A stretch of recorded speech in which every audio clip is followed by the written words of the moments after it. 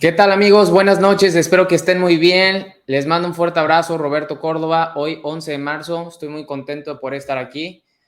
¿Quién me anda viendo desde el restaurante echándose la copa o a punto de echarse la copa? ¿Quién está a punto de entrar al antro? Yo sé que muchos de ustedes no, porque la mayoría de las personas que me ve tienen entre 35 y 45 años. Sin embargo, puede haber uno que otro despistado. No, no es cierto, está todo bien. Les mando un fuerte abrazo, espero que estén de maravilla. Saludos a la comunidad de Ketorreto de igual forma. Saludos a las personas que nos están viendo a través de TikTok, Instagram y Facebook también en mi perfil. Les mando un fuerte y grandioso abrazo a todos ustedes. El tema de hoy va a estar increíble. Voy a hablar de la resistencia a la insulina y el sueño. Llevamos ya varias sesiones hablando cada viernes acerca de lo que nos está haciendo engordar, qué es lo que nos hace tener este sobrepeso y obesidad. La mayoría de las personas siguen creyendo que son las calorías y cuentan calorías hasta en el agua, hasta en lo que toman. Pero la clave, como lo hemos visto anteriormente bajo la ciencia, es la respuesta hormonal. Ya sabemos, hemos hablado de hormonas como la grelina, la leptina, cortisol, la insulina, son simplemente hormonas. Entonces, hoy voy a hablar acerca de cómo también se libera el cortisol cuando nosotros no dormimos de forma idónea o correcta. ¿Y qué es esto de la resistencia a la insulina? Que muchas personas hablan de este tema.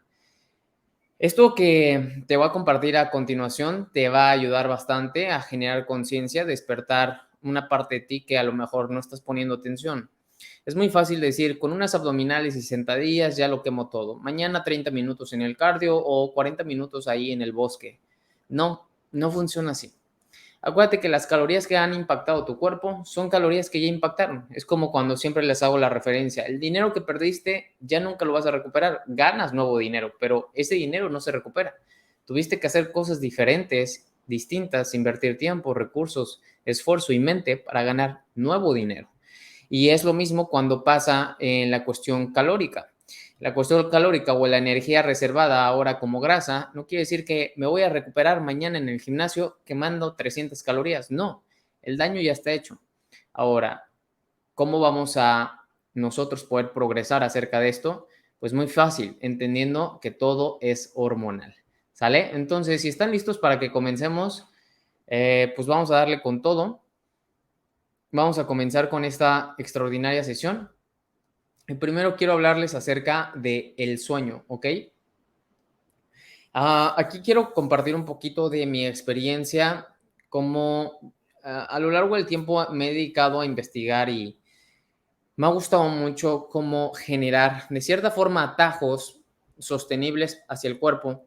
Y he leído muchos biohackers. Los biohackers son aquellas personas que estudian a las personas pues más sorprendentes en un desempeño humano. Por ejemplo, las personas que más sentadillas hacen, las personas que más aguantan debajo del agua, las personas que con dormir 2.5 horas al día pueden rendir mejor que una persona que duerme 8 horas, etcétera, etcétera. Y bueno, una de las cosas que siempre me llamó la atención fue el sueño. Pero conforme he ido avanzando, he comprendido que el dormir bien es importantísimo, a pesar de que tengamos toda una agenda que cubrir y que a veces nos hace falta horas y quisiéramos que los días duraran 48 horas para que pudiéramos acabar antes nuestras tareas que tenemos pendientes. Dormir es importantísimo, es vital y si no, pues vienen muchas enfermedades y una de las más visibles es el sobrepeso y obesidad. Uh-huh. De hecho, se empieza a engordar a partir de dormir menos de 7 horas diarias. Dormir entre 5 y 6 horas se ha asociado con un incremento del más del 50% de peso, bueno, más del 50% para subir de peso. Entonces, cuanto mayor es la privación de sueño, más peso se gana. Por ejemplo, yo afortunadamente con el estilo de vida que llevo, que es bajo en carbohidratos, mis niveles de insulina están regulados o bajos, pero soy una de las personas que he dormido muy poco a lo largo del tiempo, desde mi época de emprendedor. También en mi época como estudiante dormí muy poco, dormía entre 5 y 6 horas. Y como emprendedor he dormido entre 5 horas y media y 6 horas y media.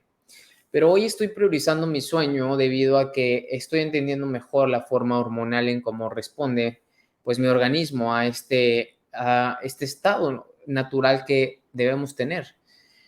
A veces hemos dicho que para ser exitoso en la vida debemos de dormir menos, pero también hoy la persona más rica, una de las personas más ricas del mundo, como Jeff Bezos, dice, yo duermo 8 horas, porque las pocas cosas que debo de hacer, las debo de hacer extraordinariamente bien. Y si mi cerebro no está bien enfocado, entonces de nada sirve que sea el CEO de la compañía más fuerte del mundo. Ujú. Así que algo que tienes que entender es que la privación del sueño es un factor potente de estrés psicológico. Y por lo tanto, eso estimula una hormona, acuérdate, el cortisol. Y esto a su vez da lugar a altos niveles de insulina y resistencia a la insulina. En una sola noche, fíjense, en una sola noche de que tú te prives de un buen sueño, motiva a que los niveles de cortisol suban en más de un 100%. Y a la noche siguiente, puedes de todas formas estar en unos niveles en los cuales no regreses al estado idóneo. Quiere decir que un desvelo o una mala dormida no te afecta un solo día. Tú lo has visto, ¿no? Te afecta varios días. Entonces, la restricción de sueño ha hecho que haya un 40% de la sensibilidad de insulina, una reducción del 40% de la sensibilidad a la insulina. Y acuérdate que la insulina es esta extraordinaria hormona de almacenamiento, la cual nos permite almacenar grasa, almacenar energía como grasa, debido a muchos factores. Y ya ni siquiera tienen que ser calóricos, como mucha gente cree que la grasa te engorda, cuando en realidad la grasa ni siquiera dispara la insulina. Y otros creen que el arroz no te engorda o la avena no te engorda porque no tienen grasa y te ayudan al corazón, cuando en realidad eso sí te engordan porque pueden llegar a elevar tu insulina. Entonces, ¿cuál es la hipótesis aquí? Que efectivamente dormir lo suficiente es esencial en cualquier plan para que tú quieras reducir grasa corporal. Si tú quieres mejorar tu salud y no solamente tu salud tu salud integral, perdón, sino también por obvias razones tener un buen aspecto físico con un buen cuerpo o por lo menos estar en un peso ideal, tienes que dormir bien. Forzosamente tienen que dormir bien. Entonces eso anótalo porque ya vimos el estrés te engorda. El no dormir bien dispara nuestro cortisol, eleva nuestros niveles de insulina y por lo tanto empezamos a engordar. Ahora te voy a hablar de una parte muy importante que es los carbohidratos y la insulina. Los carbohidratos altamente refinados son los alimentos que más se sabe que hacen subir los niveles de azúcar en sangre y estos conducen a los niveles pues más altos en insulina, los cuales a su vez conducen al aumento de peso y a la obesidad. Mucha gente sigue diciendo por ahí en las redes sociales o en sus videos o en donde sea, yo me como este gansito, yo me como esto y no engordo. Es que solamente con hacer gimnasio ya no engordo.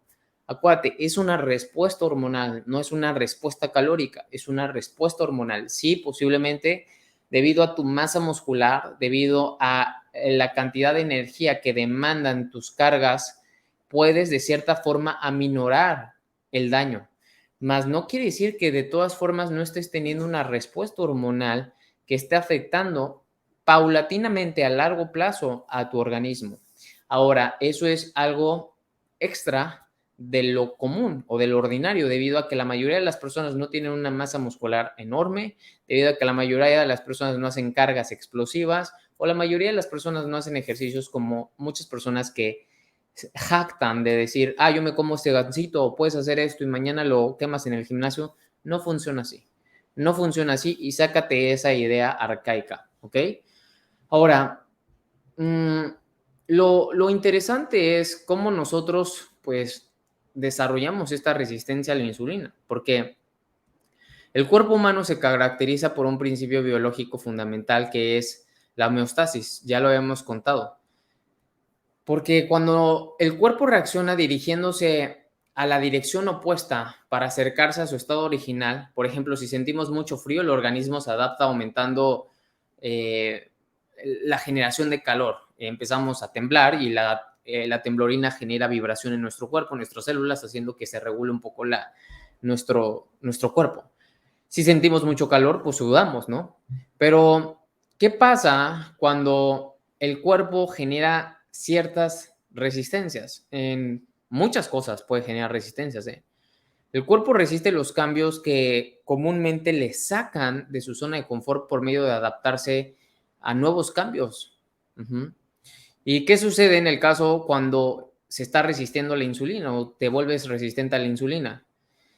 Hemos comentado en las sesiones pasadas que hay una hormona que actúa sobre una célula como una llave que encaja literal como una cerradura. Cuando la insulina, por ejemplo, que es esta pequeña llave, si así lo queremos ver, ya no encaja en este receptor que es la cerradura, se dice que las células ya se volvieron resistentes a la insulina. O sea, literal, imagina que estás metiendo en el orificio de la cerradura una llave que ya no entra. Ahí es la analogía de que nuestras células se están volviendo resistentes. Y cuando eso pasa, la célula detecta que, o sea, empieza a formarse algo dentro de la célula, que es que la célula se hace deficiente. Entonces, por resultado, entra menos glucosa. La célula detecta que hay muy poca glucosa en su interior. Y es esta la que empieza a acumularla en el exterior, porque adentro ya no hay suficiente glucosa, pero en el exterior sí. Entonces, haciendo que afuera haya más glucosa y la célula adentro ansía más glucosa porque en realidad no está entrando. Entonces, aquí sucede un fenómeno muy peculiar, que es, para compensar a esa situación, el cuerpo produce más insulina. O sea, el cuerpo produce como si fueran más llaves para que entren en la cerradura. El cuerpo produce más insulina. Y acuérdate que producir más insulina es almacenar más grasa. Entonces, cuando se abren más células o cuando hay más células, esto lo que hace es que permite entrar una cantidad normal de glucosa en la célula. Pero supongamos que en una situación normal producimos 10 llaves, o sea, 10 insulinas. Acuérdate que estoy haciendo una analogía. Cada llave abre una puerta cerrada que permite que entren 2 moléculas de glucosa. Entonces, con 10 llaves, o sea, con 10 células, entran 20 moléculas de glucosa en dicha célula. Pero cuando hay condiciones de resistencia, la llave no abre completamente la puerta cerrada, de modo que solamente puede entrar a lo mejor una molécula de glucosa. Con 10 llaves solo se llega a introducir 10 moléculas. Entonces, para compensar esa situación que está muy rara, diría nuestro cuerpo, porque en total había 20 llaves, entonces lo que empezamos a hacer por naturaleza es que empezamos a aumentar el número de llaves. Y a medida que aumentamos esto, empezamos a desarrollar la dichosa resistencia a la insulina. Entonces, nuestros cuerpos incrementan nuestros niveles de insulina para obtener el mismo resultado, que, que lo que buscan es que entre la misma cantidad de glucosa en las células. Eso es lo que estamos buscando. Todo sucedió porque no está entrando la misma cantidad de glucosa que comúnmente debería de entrar a las células. Entonces, lo que se tiene que hacer es haber más puertas, haber más llaves, pero al momento de pasar eso, efectivamente lo que está provocando en nuestro cuerpo es que nos estamos haciendo resistentes a la insulina. Entonces, ¿cuál es el precio a pagar? Que nuestros niveles de insulina van a estar elevados de forma consistente, cuando nuestros niveles de insulina no deberían de estar elevados de forma consistente. Si ustedes recuerdan, nuestros niveles de insulina o nuestros niveles de cortisol se elevaban en momentos fugaces, cuando un depredador nos perseguía, cuando vivíamos demasiado estrés. Ajá. Entonces, ¿qué pasa cuando nuestros niveles de insulina están manteniéndose a un nivel que no es correcto ni natural? Estamos volviéndonos resistentes a la insulina. Nuestras células no están teniendo la misma capacidad de retención de glucosa, provocando que haya glucosa en el exterior. provocando que mande una señal de esto está muy raro, entonces vamos a mandar más insulina para ver si podemos de cierta forma procesar mejor la glucosa dentro de las células. Y esto ocurre cuando nos alimentamos efectivamente mal, cuando tenemos estrés, dormimos mal, liberamos el dichoso cortisol o simplemente estamos comiendo carbohidratos refinados, que los que provocan es que dañen nuestras dos hormonas de saciedad y ansiedad, que son la leptina y la grelina, que ya lo mencionamos la vez pasada. Por lo tanto, si la resistencia a la insulina es similar a otras formas de resistencia, lo primero que debemos observar son los niveles altos y persistentes de la insulina. Si hacemos subir los niveles de esta, ¿qué pasaría? ¿Obtendríamos resistencia a la insulina? Porque, ¿qué pasa si elevamos la insulina si ya somos resistentes a la insulina? Es una buena pregunta, ¿no? Ahora, otra pregunta sería, ¿provoca resistencia a la insulina las grandes dosis de insulina? ¿Te habías preguntado eso? Si provoca resistencia a la insulina las grandes dosis de insulina. Porque tú conocerás a gente que se inyecta insulina. Ahora la pregunta es, ¿eso no te genera resistencia? De hecho, hay un estudio que se hizo en 1993 y se le hizo a varios pacientes que comenzaron con un estudio, un tratamiento intenso sobre la insulina. Y en 6 meses pasaron de no recibir nada de insulina hasta recibir 100 unidades al día. Y sus niveles de azúcar en sangre estaban muy bien controlados. Pero cuanto más insulina se les administró, mayor resistencia a ella desarrollaron. Entonces, ¿qué quiere decir esto? La relación era directamente causal.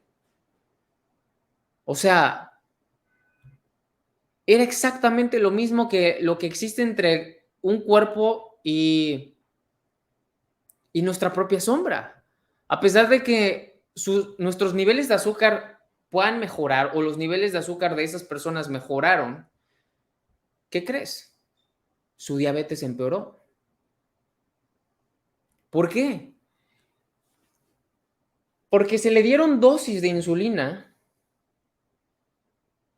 haciéndonos creer o suponiendo que esto podría solucionar lo que está pasando celularmente.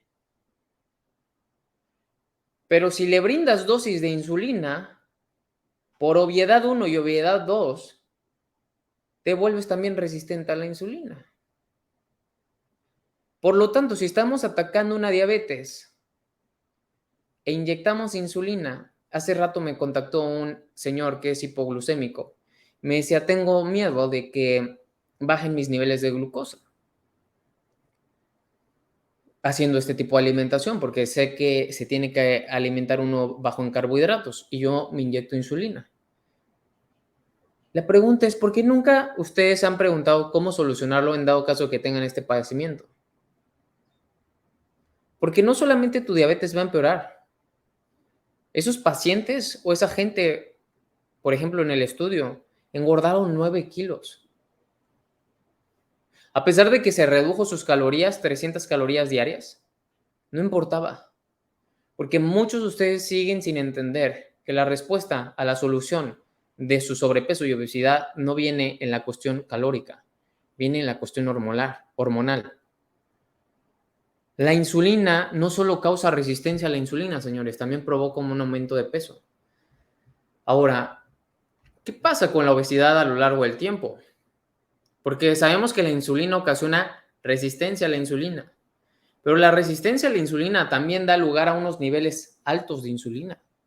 Se trata de un círculo vicioso clásico que se autorrefuerza, porque cuantos más altos son los niveles de insulina, mayor es la resistencia a ella. Entonces, cuanto mayor es la resistencia, más elevados son sus niveles. Entonces, pues es como un ciclo, como un loop, ¿no? Como un loop sin parar. El ciclo sigue sin cesar y ambos factores se van reforzando mutuamente. Y es un cuento de nunca acabar, hasta que los niveles de insulina llegan a puntos extremos, que ya sabemos cuáles son. Te puede ser un Alzheimer, síndrome ovario poliquístico, demencia, diabetes. Entonces, cuanto más dura cuanto más es la duración de un ciclo de estos, más empeoran las cosas. Esta es la razón por la cual la obesidad es tan dependiente del tiempo. Entonces, una dieta rica en alimentos que provocan una respuesta insulínica puede iniciar la obesidad. Ahora, mi pregunta es, ¿qué tipo de alimentos consumes y qué tipo de alimentos llegas a comer cuando haces una dieta? ¿Cuáles restringes y cuáles sigues consumiendo? La pregunta que tú te debes hacer a partir de ahora, sabiendo esto, es si esos alimentos provocan una respuesta en tus niveles de insulina. Por eso me vas a ver muchas veces decir, come grasa y adelgaza, y la grasa no dispara tu insulina, no eleva tu insulina, como la mayoría de los carbohidratos. Los carbohidratos, la mayoría van a disparar tu insulina, van a elevar tu insulina. Se dispara la glucosa, se eleva la insulina. Se dispara, se eleva. Entonces, ¿qué es lo que nosotros necesitamos hacer? Ver justamente que a pesar de que comamos poco, porque tú puedes comer poco, por eso hay mucha gente que dice, no, es que comer pocas veces te engorda. No es que te engorde, es que las pocas cosas que comes hacen que engordes. ¿Qué comías en la universidad? ¿Qué comías cuando tenías que trabajar y te salías así? Tu mamá te mandaba un sándwich de Goober con Nutella, te mandaba un sándwich de crema de cacahuate. ¿Dónde está la proteína? Es puro carbohidrato. Más de 50 gramos de carbohidrato. La respuesta insulínica, ¿cuál crees que sea? La más veloz de todas. ¿Por qué? Porque el índice glicémico del pan integral es más rápido, es más alto que la del pan blanco normal, que también es una basura. Y no se diga de lo que está hecho la crema de cacahuate Goober, que estoy diciendo una marca, o la Nutella. Entonces, no es que hayas comido poco lo que te hizo engordar, es que lo poco que comiste es una basura. Tiene estas respuestas hormonales, pero tú no las entiendes, tú solamente ves las etiquetas nutrimentales, viéndolo como, tiene 300 calorías, híjole, 300 es una cuarta parte de lo que tengo que comer al día, por Dios. Yo no cuento calorías desde hace muchos años, desde que iba en la preparatoria, porque entendí que era lo que disparaba mi glucosa y elevaba mi insulina. Entonces, algo que también quiero agregar aquí es que no todas las células del cuerpo presentan la misma resistencia. La resistencia a la insulina está como repartida, por así decirlo. Como que está repartida en ciertos compartimentos. Por ejemplo, el cerebro es uno. Están repartidas en su mayor parte en el cerebro, en el hígado y en los músculos. Entonces, el hecho de que cambie la resistencia de uno no hace que cambie la resistencia de los demás. Por ejemplo, la resistencia hepática a la insulina, la resistencia del hígado, no afecta a la que presentan el cerebro o los músculos. Cuando ingerimos demasiados carbohidratos, desarrollamos resistencia hepática a la insulina. Y esto, una intervención dietética significa que la podrá revertir, pero no tendrá ningún efecto sobre la resistencia a la insulina por parte del cerebro o por parte de los músculos. Entonces, del mismo modo, la falta de ejercicio puede conducir a la resistencia a la insulina en los músculos. Y el ejercicio aumentará la sensibilidad a la insulina en ellos, pero eso tendrá escaso efecto sobre la resistencia a la insulina por parte del hígado o el cerebro. Y es aquí donde muchos fits, mucha gente que hace ejercicio, eso no lo entiende. No entienden este punto. Ellos afortunadamente en la parte muscular están bien, pero en la parte hepática y en la parte cerebral no. Porque creen que funciona igual y no es cierto. Porque el impacto que están teniendo de carbohidratos debido a que comen demasiado carbohidrato, creen que eso solamente como su cuerpo no lo ve reflejado como almacenamiento de grasa, no está afectando del todo porque lo están procesando o metabolizando de manera adecuada debido a lo que ya hemos hablado. Pero en realidad no. Por eso las mujercitas o las jóvenes o las señoras llegan a tener SOP, síndrome de ovario poliquístico, porque no es lo mismo que afortunadamente tus músculos y tu cerebro estén teniendo de forma adecuada o tu cuestión hepática esté teniendo de forma adecuada el proceso de insulina, de respuesta a la insulina. ¿Qué pasa en estas mujeres? El SOP es un diabetes, un tipo de diabetes. Diabetes en los ovarios. Tenemos muchos casos de SOP en nuestra comunidad y es impresionante cómo se benefician, cómo mejoran, cómo revierten el SOP. Y es únicamente por medio pues de esto. Mucha gente sigue cuestionando la alimentación baja en carbohidratos y keto. Siguen creyendo que es una moda. Yo por dentro me río, pero por dentro doy muchas gracias también. Porque sé que esto en unos años, muchísima gente lo va a hacer. Hace 7 años, cuando yo comencé en el 2015, ahí sí era difícil. Ahí sí teníamos hate. Ahí sí había muchas personas que nos tiraron, nos mentaron la madre, nos dijeron de todo. Pero hoy ya no. Hoy hay mucha información. Hoy hay celebrities, gente impresionante, grandes empresarios, organizaciones enormes, empresas que adoptan este estilo de vida. Hoy, pues nosotros somos resultado de eso. Entonces, ¿qué va a pasar en unos años? Pues en unos años, unos 5 años más. Las cetonas, por ejemplo, va a ser uno de los productos muy usados por mucha gente y sobre todo para poder contrarrestar los niveles de glucosa e insulina en las personas. Va a ser una metodología de poder ayudar a todas estas personas. Pero lo más increíble es cómo el estilo de vida puede ser sostenible a lo largo del tiempo y sobre todo que tú vayas entendiendo por qué. Porque como te lo he estado diciendo a lo largo de esta sesión y las 4 sesiones pasadas, todo es una respuesta hormonal. Todo es una respuesta hormonal, no es una respuesta calórica. Estás intentando solucionar lo de afuera con lo de afuera, cuando la solución está dentro. Es como quieres ganar más dinero trabajando más, la solución no va por ahí. No es que trabajes más, es que seas mejor. Es lo mismo justamente en esto. ¿Ok? Entonces, con las hormonas, voy a hablarte ahorita que la mayor parte del tiempo los niveles hormonales están muy abajo. De vez en cuando se llega a producir un breve pulso hormonal producido por la tiroides y después de ese pulso los niveles vuelven a estar muy abajo.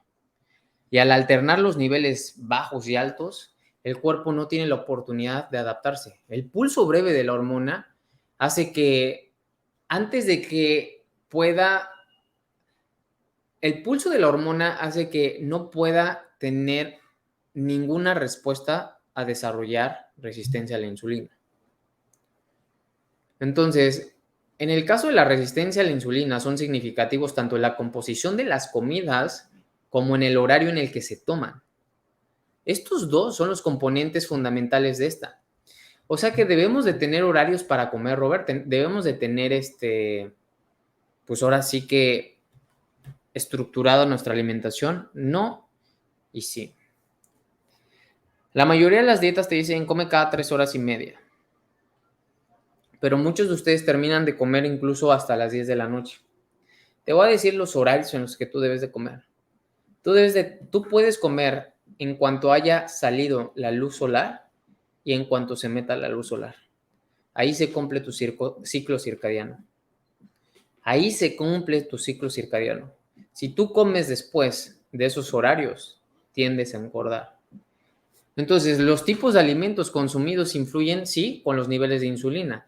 Por eso mucha gente ignorante, y así me atrevo a decirles, son unos ignorantes por no decirles otra cosa. Cuando dicen, no satanices los alimentos. Sí, satanizo los alimentos. Por supuesto que satanizo los alimentos, porque ellos no entienden. Están solamente empecinados en que es una respuesta calórica. Energía con energía se soluciona. No funciona así. Son ignorantes en el tema. Han estudiado los libros del siglo XX. Llevan 40 años atrasados, 50 y 60 años atrasados. Entonces, ¿cómo influye en el tipo de alimento consumido?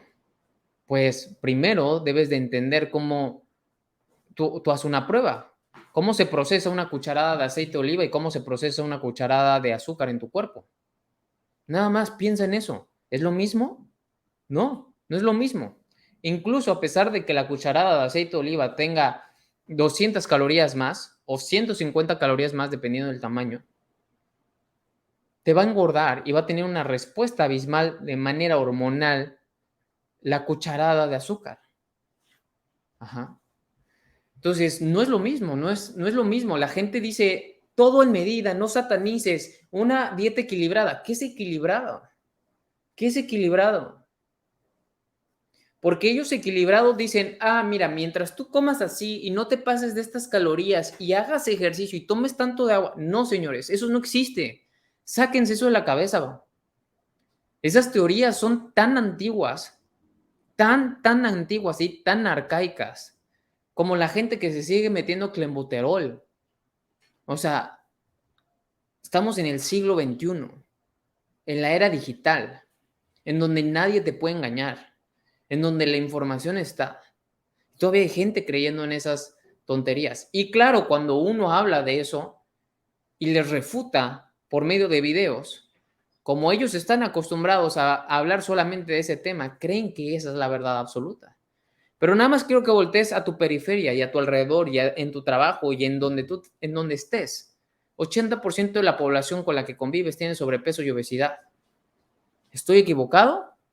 No. Tú estás equivocado. Yo estoy bien. Mi familia está bien. Mi novia está bien. Los familiares de mi novia están bien. Mis mejores amigos están bien. Los familiares de mis mejores amigos están bien. Mi pregunta es, ¿tú estás bien y tus familiares están bien? No. Entonces, ¿quién está mal? Tú por seguir lo que el siglo XX nos enseñó. Porque yo también aprendí de eso. Yo también aprendí de eso. Pero ya vimos que eso no funciona. Ya vimos que eso no es cierto.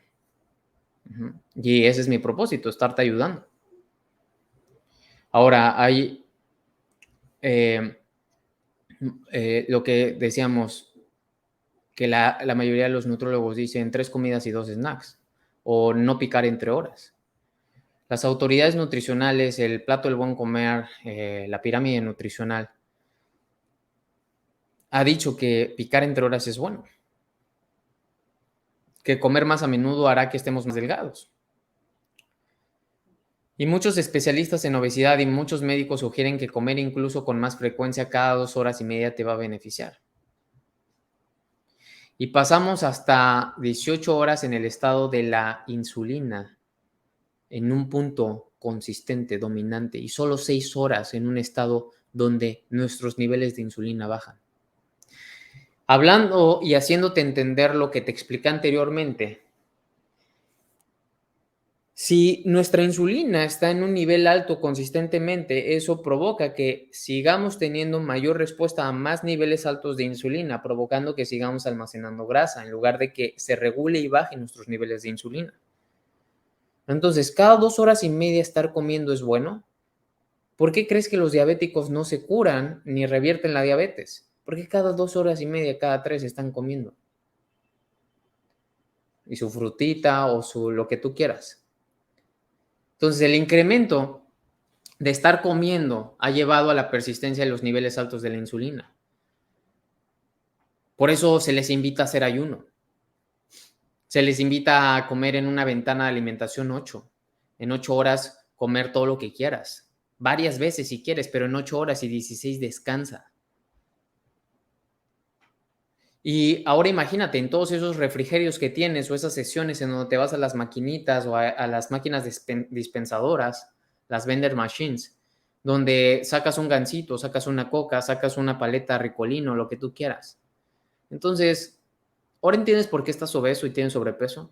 La gente dice, todos los días recibo miles de comentarios, miles de mensajes, no puedo contestar todos, pero siguen poniéndome lo mismo. pues haz algo distinto. Haz lo que te estoy diciendo, haz lo que te muestro en los videos. Si todavía no llega el tiempo en que te contestemos o todavía no te has aventurado a hacer este reto de nuestra grandiosa comunidad, entonces empieza tú a bajar tu consumo de carbohidratos. Ajá, empieza tú. Porque las grandes empresas alimentarias han hecho lo siguiente: más comida. Es la nueva ciencia de la diabesidad. Es la diabesidad. Entonces, las grandes empresas alimentarias patrocinan un gran número de grandes organizaciones nutricionales. ¿Sabías eso? ¿Sabías que la tira de materias en Harvard está impuesta por los laboratorios médicos como Abbott, como Pfizer? ¿Sabías eso? Entonces, eso es lo que tú debes de entender. Nestlé llegó a la conclusión de que es difícil encontrar estudios de que no lleguen a conclusiones de que favorezcan los intereses comerciales del patrocinador. Hazme el favor. Son tan poderosas las empresas que nada los va a derrumbar. Lo único que los puede derrumbar es nosotros mismos al no consumirlos, al entender lo que está pasando. ¿Ok? Entonces, espero que esta información te haya servido, te haya ayudado y te haya beneficiado para que tú lo empieces a aplicar. Lo empieces a aplicar, entiendas y veas la repetición, etiquetas a alguien. Ahorita compartimos 35 minutos y la próxima sesión vamos a hablar de si el desayuno es la comida más importante, porque muchos creen que el desayuno es la comida más importante, que no podemos irnos a nuestros trabajos sin desayunar. Vamos a ver eso, ¿sale? Les mando un fuerte abrazo, sigan compartiendo, etiqueten. Ahorita no le puedo contestar, si me estás viendo directamente en mi perfil, no le puedo contestar a nadie, estoy bloqueado. Pero bueno, ve todas nuestras publicaciones, ve mis videos, coméntame allí. Y si ya te mandé mensaje, respóndeme para que avances. En dado caso de que no me respondas, te voy a eliminar de mis amigos porque tengo 3,000 solicitudes de amistad y 5,000 amigos ya en mi lista de amigos, ¿no? Entonces tengo que eliminar para que acepte a los demás 3,000, que posiblemente muchos de ellos sí quieran hacer el reto. Les mando un fuerte abrazo, cuídense mucho y excelente noche.